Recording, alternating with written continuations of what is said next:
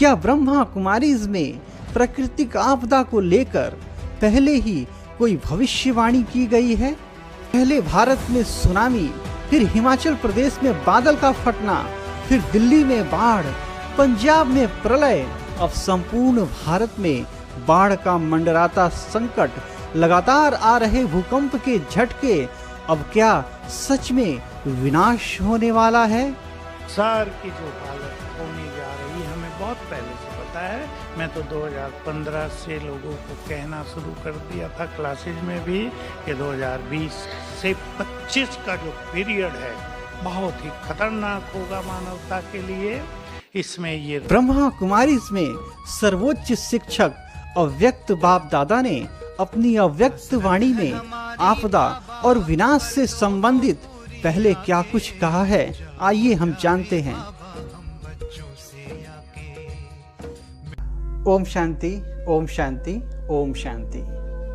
पहले चक्रवात तूफान ने पूरे भारत में तहलका मचाया, फिर हिमाचल प्रदेश में बादल फटा, दिल्ली में बाढ़ आई और अभी संपूर्ण भारत प्राकृतिक प्रकोप के डर के साए में जी रहा है। इस बढ़ रहे प्राकृतिक आपदा और हम ब्राह्मण बच्चों की सुरक्षा को लेकर के अव्यक्त बाप दादा ने सन 2011 में जो अव्यक्त वाणी चलाई थी, उसमें बाबा ने क्या इशारे किए थे, बाबा ने इस प्रकृति आपदा को लेकर के, इस बाढ़ भूकंप को लेकर के क्या कुछ कहा था, आइए हम अव्यक्त मुरली में जानते हैं। बाप दादा सदा ही इशारा देते हैं कि अपने मन के शुभ सतोगुणी संकल्प द्वारा प्रकृति को भी सतोगुणी बनाते रहो, तो वह मनसा सेवा याद रहती है, क्योंकि अभी प्रकृति बड़े रूप में अपना कार्य करने वाली है। यह तो छोटी सी बात है, लेकिन प्रकृति को मनुष्यात्माएं तंग करती हैं, तो वह भी तंग करना शुरू करती है। तो इस बात से यह स्पष्ट हो गया, वर्तमान समय में जो भी प्रकृति आपदाएं आ रही हैं, तो अवश्य ही मनुष्य आत्माओं ने प्रकृति को तंग किया है, प्रकृति को परेशान किया है, प्रकृति का दोहन हनन किया है। परिणाम स्वरूप प्रकृति भी अपना रूप, अपना रंग दिखा रही है। बाबा ने आगे कहा है, आपके राज्य में प्रकृति भी सतो प्रधान होती है, तो प्रकृति को तमोगुणी से सतोगुणी कौन बनाएगा? कि प्रकृति जैसा भी हो चलेगी, आपके राज्य में चलेगा, हाँ करो या ना करो, नहीं चलेगा ना, तो प्रकृति को सतोगुणी कौन बनाएगा? आप ही बनाएंगे ना।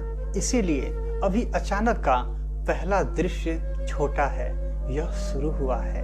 अभी तो बड़े बड़े आने हैं और अचानक ही आने हैं, जो सोच में नहीं होगा वह भी होना है। तो सुने बाबा ने क्या कहा। अभी जो कुछ भी दृश्य दिखाई दे रहा है, चाहे पिछले कोरोना वायरस का होना हुआ, चाहे पीछे कोरोना वायरस होकर गया, चाहे ये प्रकृति आपदाएं, तूफान, भूकंप, चाहे ये हिमाचल प्रदेश में, उत्तराखंड समेत अभी संपूर्ण दिल्ली में बाढ़ आई हुई है। बाबा ने कहा यह तो अभी बहुत छोटा है, इससे बड़े बड़े आने हैं, जो सोच में नहीं होगा वह भी आने वाला है। तो बाबा ने आगे बताया, बाबा ने बहुत समय से अचानक का पाठ पढ़ाया है, लेकिन अभी प्रत्यक्ष रूप में देख करके अभी अपना काम शुरू करो। घबराओ नहीं। कहानी सुनाते हैं ना, चारों ओर आग लगी लेकिन परमात्मा के बच्चे सेफ रहे, तो अभी भी बच्चे तो सेफ है ना। पेपर तो आने ही हैं, लेकिन आपका डबल काम है। एक तो निर्भय होकर सामना करो, दूसरा अपने भक्त और अपने दुखी भाई बहनों की सेवा कौन करेगा। तो इस बात से स्पष्ट हो गया बाबा हमें क्या इशारा देना चाह रहे हैं। बाबा देना चाह रहे हैं कि प्रकृति के लिए मनसा सेवा करो, है ना। क्योंकि आप बच्चे जब सेफ रहे, प्रकृति ने जब अपना रूप दिखाया तो हम बच्चों को सेफ रखा। कैसे सेफ रखा? क्योंकि हमने मनसा सेवा किया, तो इससे प्रकृति ने हमें सेफ रखा।